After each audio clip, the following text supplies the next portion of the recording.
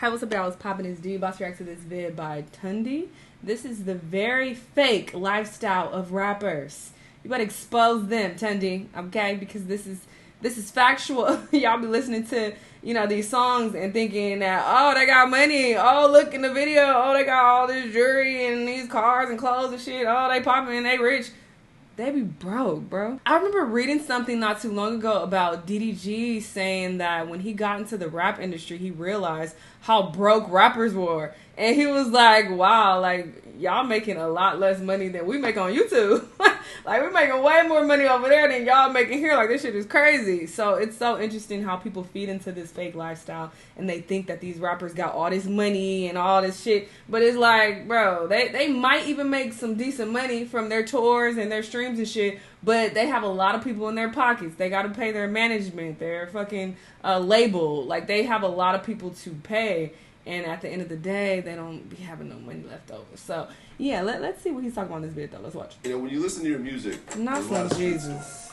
Like, how involved were you street-wise in terms of... I got homies that are in that shit, and I know people who are. I mean, I haven't, I'm not out here catching bodies and shit. I'm fucking smart. My fans worship and put these rappers above them. Little do they know that they are all being fed lies. On the screens and TVs, it looks good, but behind the eye candy of chains, watches, and a lifestyle of glamour lie a number of financial issues. Behind that lifestyle lies leases of exotic cars, fake jewelries, and different loans to keep up the idea of that rap lifestyle. Well, what did you do when you first deposited that money in the bank and you could actually pull some out? I went to Louis V store and spent $15,000. My goal of this video is to show you all how rappers, as well as their lifestyle, can at times be a make-believe.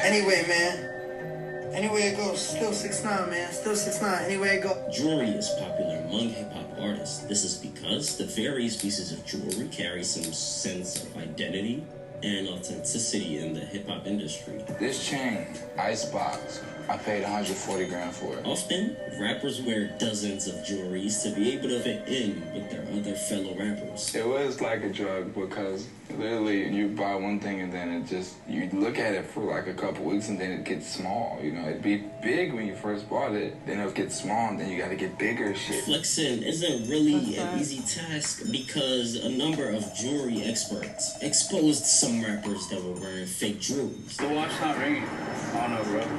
Yeah, I am. It's all the way on it. Look how he looking at Bobby's thing. It's your He wasn't even touching it. No, I was touching it. Look. You gotta be like, beep, beep. I was just joking. That's a pretty funny joke if you ask me. Only man on earth he looks nervous. knows what it feels like to run through a waterfall of rainbows. A very respectable man indeed. His name? 6ix9ine. In 2020, 6ix9ine was exposed when he gained back his freedom from jail. I'm getting on the stone. Where'd you get your jewelry from, dog? Rappers are not that rich. Upon signing a record deal, rappers are given money in the form of an advance. This is a chunk of money paid up front from the label to the rapper. For big rappers, this money can be in the millions, and for small and upcoming rappers, this could be a couple thousands. Was it a big check up front?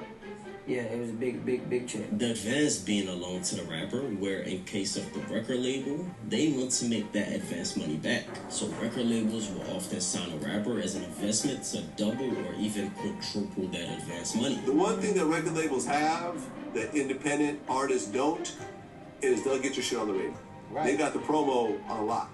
Right. They can make, I've met up with these guys. They can make one call. One phone call. While the artist is signed under the label would be keeping majority of the money from the music that the artist makes. They're not really spending money on you. They're just lending you the money, and then when your shit comes out, they're going to recoup first before you see anything. Yeah. So, that's why when you hear of artists buying their masters back or wanting to buy their masters back from their label, they finally woke up from the label's lies and are basically buying back the opportunity for them to make money from their own music. Your masters are still in Atlantic, right? Yeah. Have you ever tried to get those masters? Hopefully we can set up a meeting. I thought we'll be setting up a meeting soon, but I mean, if they willing to talk, that's a good position. While an artist is under a label, the short-proof way for an artist to make money is by performing. And even sometimes rappers don't keep the full money they earn from performing. Different rap festivals like Rollin' Loud, Coachella, is where an artist can make money and keep the money for themselves. So when the argument comes up of rappers rolling in cash, in fact, they aren't rolling in cash.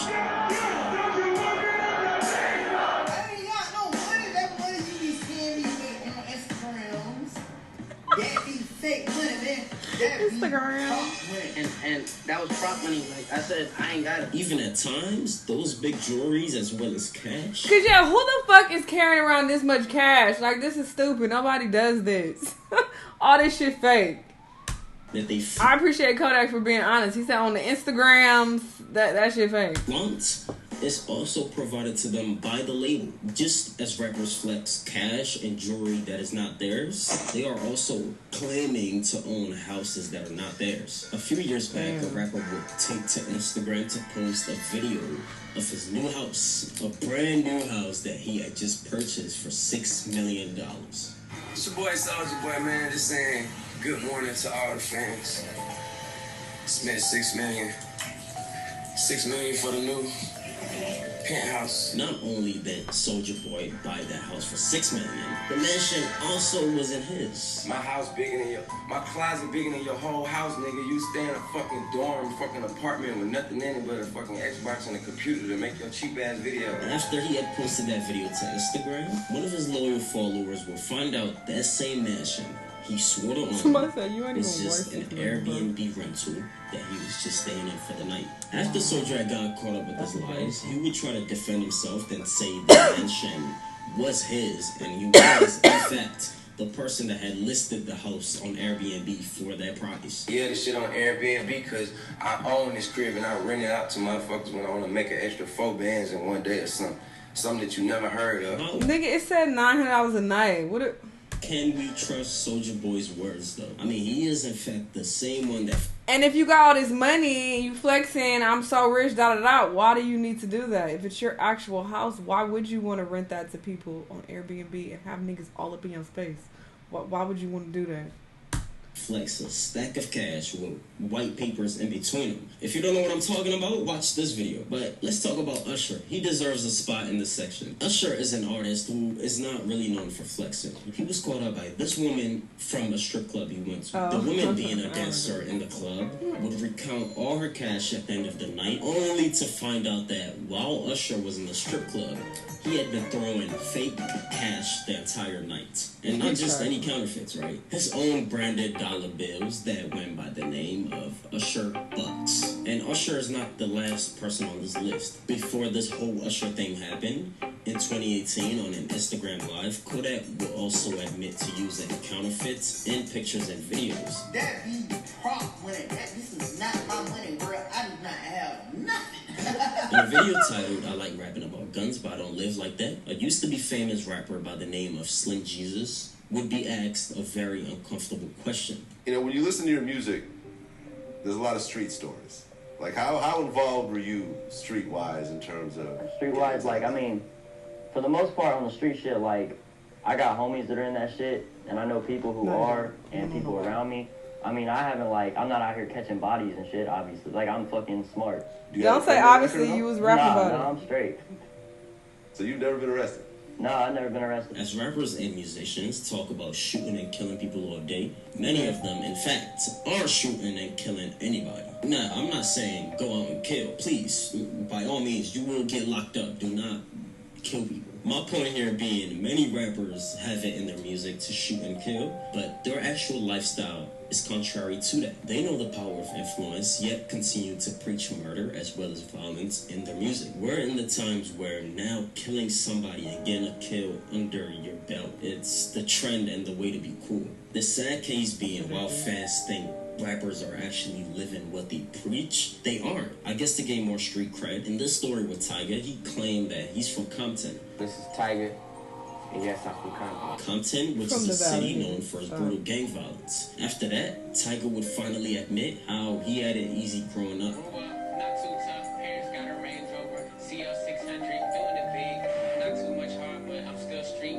I mean, it's pretty evident if all rappers were doing what they say they do in their music, a lot of them would be in jail. The abuse of pharma and rap. Rappers are the most affected people as far as drug addiction is concerned. Because of addiction, a few rappers, they have succumbed to drug abuse. Like Gunna, a rapper known for his frequent drug use, in which he would also often rap about in his music. He's currently in prison for his RICO case, in which during his hearings, you could clearly see him holding his stomach from drug withdrawals. Juice WRLD being another rapper, where in 2019, his drug addiction and his drug use will later lead to his tragic death. Juice WRLD, a renowned rapper, will lose his life tragically from a seizure at the Chicago airport just a few hours after he would send an eerie final message to fans. Thank you, though. Thank you, and I love you to every single last one of my supporters. At the time of his death, had an ongoing battle with extreme addiction as well as drug abuse. You always had issues with drugs even before you started to get famous and